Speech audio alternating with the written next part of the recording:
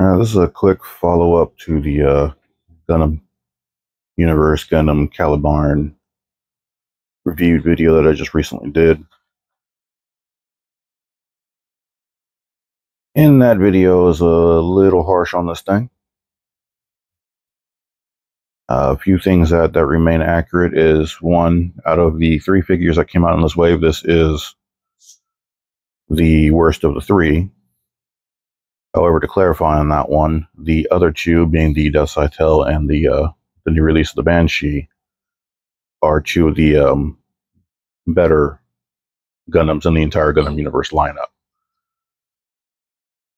So when you have two of the top, called the top 10 out of the 33 that have now been released, this one's going to fall short for obvious reasons when comparing it to the other two. With that being said, this is still above par from the lineup. This is overall a good figure. As you can see in its current pose, that there are posability options, and this goes back to my reference from the previous video of it kind of being like a witch's broom. Yeah, you can make that pose happen. The joints are a little stiff, but with patience you can actually make it happen. The rear skirt does fall off frequently. That happens.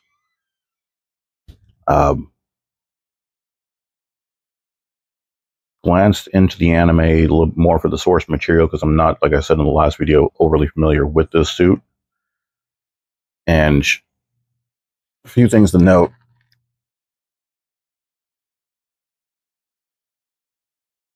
Little side skirt, the holes where I was saying these jetpacks should go, that's inaccurate. These points, and this is one of the things with the Gundam Universe line that we just have to come to grips with too. All the little points of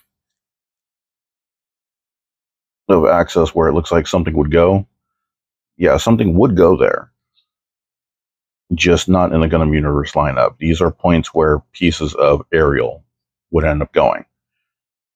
So even with the Gundam aerial, the shield does not come apart, and it has the same thing where you can put it on the body. It's the same concept with Calibarn here. I've tried with my metal build aerial to try to put some of the pieces on. They semi-fit, but not really, so I'm not going to force it. We're just going to let that be. But all in all, this is a good figure.